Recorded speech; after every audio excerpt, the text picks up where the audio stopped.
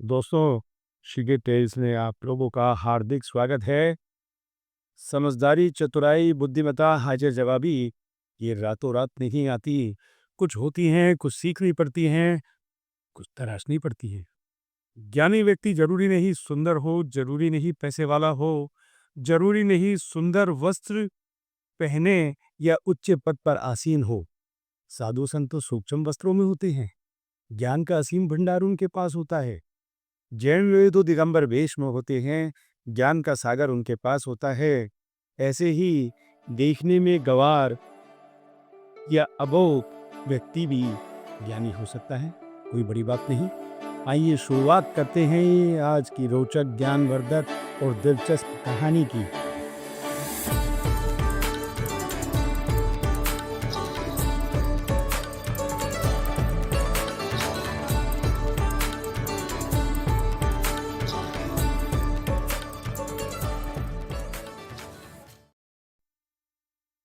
एक गांव की चौपाल सजी है। गांव की चौपाल में किसान भाई या गांव वाले एकत्रित हैं जो आपस में चर्चा करते हैं। अरे लल्ला, कुछ सुना क्या? नहीं भैया, मन ने कुछ बेरा ना। राजा ने ज्ञान प्रतियोगिता आयोजित की है। उसमें अलग अलग ज्ञानी आएंगे और राजा उनको प्रश्न पूछकर उत्तर देगा। तो हम लोग क्या करेंगे उस ज्ञान प्रतियोगिता में जाकर? दूसरा किसान हंसते हुए कहता है। एक और व्यक्ति वहाँ पर मौजूद है, वो कहता है, भाई वहाँ जाने पे तो बहुत फजीयत होगी। हमने कौन सा कोई ये है प्रश्न के उत्तर हमें जो हम राजा के प्रश्नों के उत्तर देंगे और कहीं बेइज्जती हो जाएगी हमारे गांव की। इस तरीके से किसानों की परिचर्चा चल रही होती है। सब हंसी मजाक करते हैं और प्रश्नों से दूर।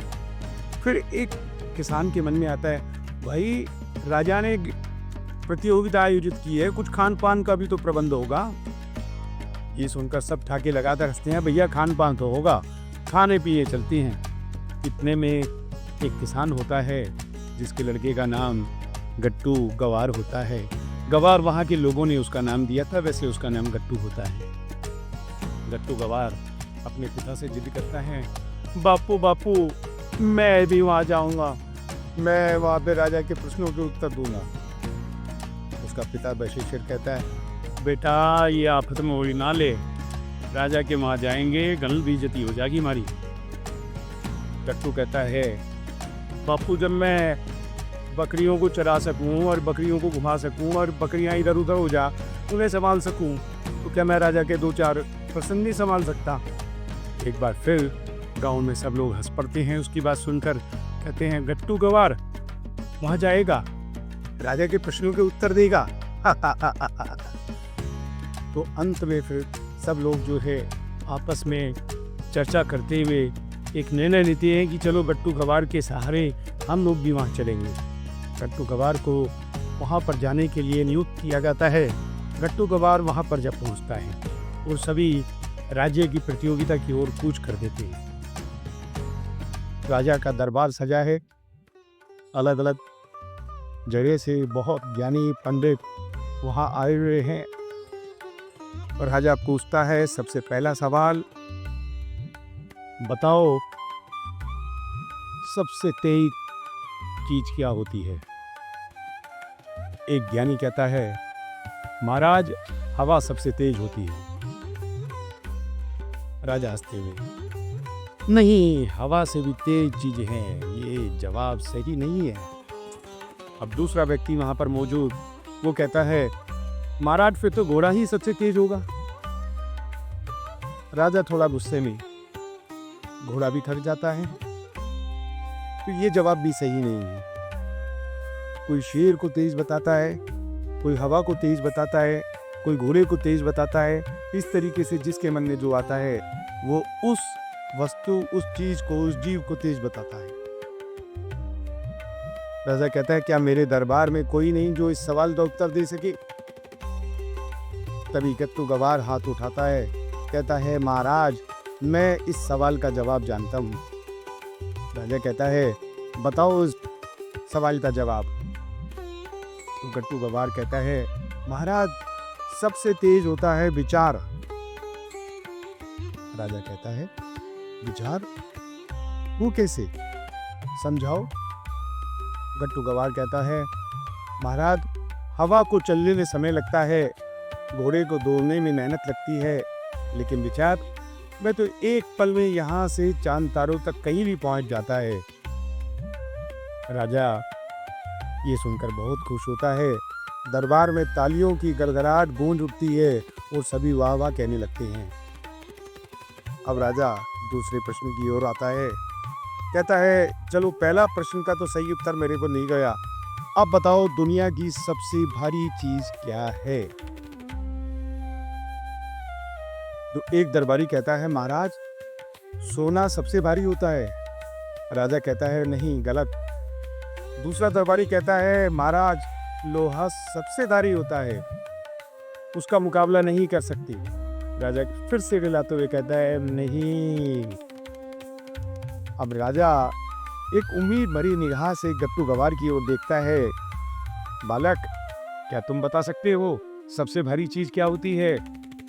गट्टू गवार घर पर अपने पिता से कई बार सुन चुका था कि उसके ऊपर एक कर्ज है और कर्ज का भार वो बहुत समय से उठा रहा है। गट्टू गवार कहता है, महाराज, सबसे भारी चीज है कर्ज।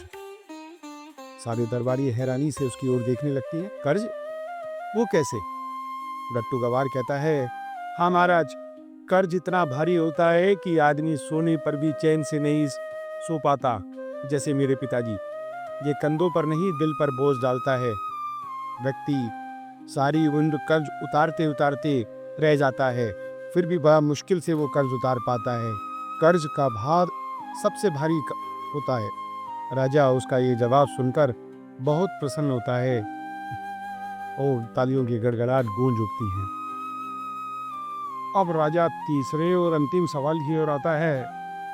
राजा कहता है, ऐसा कौन सा फल है जो बिना पेड़ के उगता है? सभी दरबारी सोच में पड़ जाते हैं। आम, केला, संतरा, अमरूद, सभी तो पेड़ पर उगते हैं, ये कौन सा फल है जो बिना पेड़ के उगता है? दरबार में सन्नाटा छा जाता है। राजा अब उत्सुकता की दृष्टि से गट्टू गवार की ओर देखता है। बोलो गट्टू गवार, तुम्हारा क्या कहना है? गट्टू गवार, महाराज, मैं इस प्रश्न का उत्तर जानता हूँ। राजा कहता है, बताओ। गट्टू गवार कहता है, महाराज, उस फल का नाम है मेहनत का फल। ये पेड़ पर नहीं, इंसान की लगन और परिश्रम से उगता है। दरबार इस प्रश्न के सटीक उत्तर पर वाह वाह करने लगता है। चारों तरफ तालियों की गड़गड़ाहट गूंज उठती है। राजा भी बेहद प्रसन्न होता है और गट्टू गवार को 100 स्वर्ण मुद्रा इनाम देकर उसका नाम गट्टू गवार से गट्टू दरबारी कर देता है और राज्य का चतुर बालक बना देता है। दोस्तों, ज्ञान की कोई सीमा नहीं होती, ज्ञान को कोई तोल नहीं सकता, ज्ञान का कोई मोल नहीं लगा सकता। ज्ञान से व्यक्ति लाखों करोड़ों अरबों कमा सकता है।